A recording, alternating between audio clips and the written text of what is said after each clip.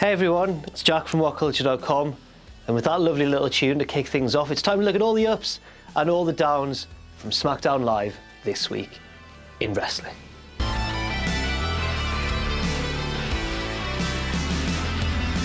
We start off with the one main thing that I was concerned about this week on SmackDown, which was, is Shane McMahon going to be annoyed at Dean Ambrose? Because if you cast your mind back to Survivor Series at the weekend, Shane McMahon busted his ass to win for his team before getting eliminated by that vicious spear. Thank God he's all right. And Dean Ambrose didn't seem to care too much. He ran back out to deliberately sabotage his team to get revenge on AJ Styles.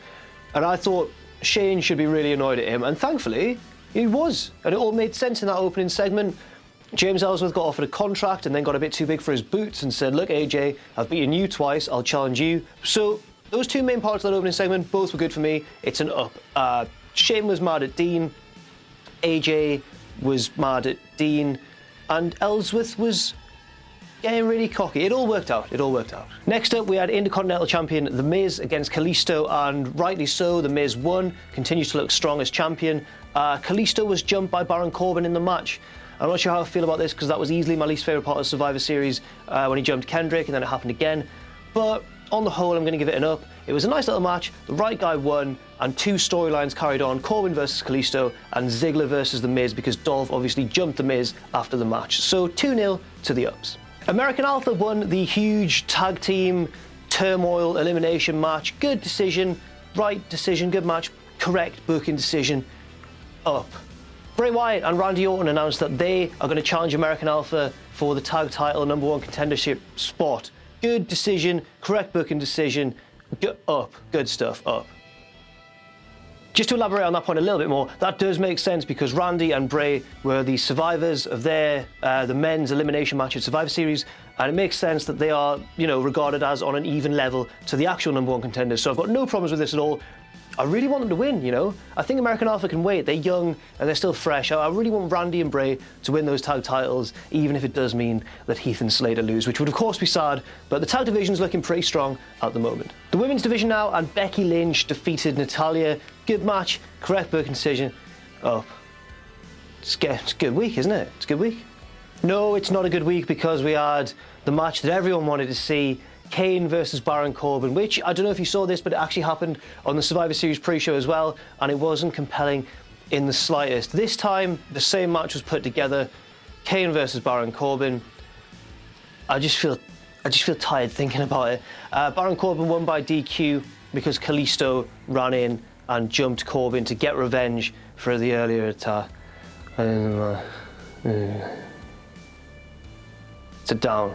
And finally, we have James Ellsworth versus AJ Styles in a ladder match for James Ellsworth's SmackDown Live contract, very arrogantly put on the line by James Ellsworth. I've been very forgiving of the Ellsworth stuff over the past few weeks. I've given them ups largely more than downs. I feel as though they've used Ellsworth in creative and different ways each week. They've kept freshening up his act. He's been used hilariously. His elimination at Survivor Series of Braun Strowman was the most hilarious moment of the night. Very original, very well thought out. This week for me, and I'm so sorry James as a fellow jobber, but this week for me was the straw that broke the camel's back with James Ellsworth. He's now gone 3-0 against AJ Styles, and I know there were various shenanigans. I know Ambrose interfered dressed as one of the Ottawa Senators. I've done my NHL research, and I know that AJ very cleverly got his foot caught in the ropes, like Shawn Michaels almost, while Ellsworth climbed to get the contract down. But I can't forgive this one. I don't know if the match should have happened. And, I don't want to see Ellsworth out of a job. I'm loving that he's getting to live out his dream in WWE and do all this. But I just don't know if he should continue to be in storylines at the top of the card, especially when it continues to make the WWE champion and the best wrestler in the world today look like a bit of a buffoon. So it breaks my heart, but I'm going to have to give this one a down. And I'm just so sorry, James. I'm so sorry. So that's all for this week. On ups and downs of SmackDown Live. A good week for SmackDown generally. The ups have won 5-2. The tag division looks good. The women's division's taking over. The Intercontinental title scene looks like it's going to be another Miz Ziggler match. Who would complain about that? That's been, I believe, confirmed for TLC. And there's nothing much else to say apart from that the main event scene, the most important of all, it's a bit shaky. But we'll see where it goes.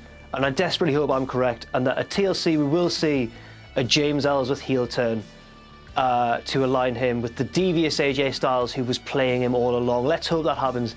But anyway, I've been Jack from WhatCulture.com. Thank you very much for watching. What did you think of SmackDown Live? Leave your opinions in the comment section down below. You can follow me on Twitter at Jack_the_Jobber. Phil, have you remembered your Twitter handle? No. And we will see you soon. Thanks for watching.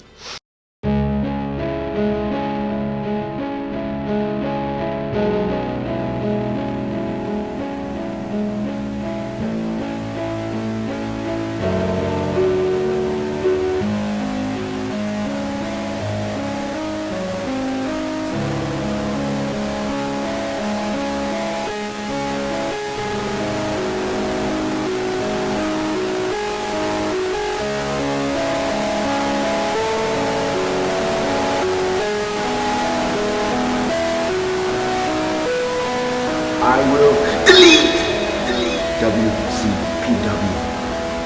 It's over!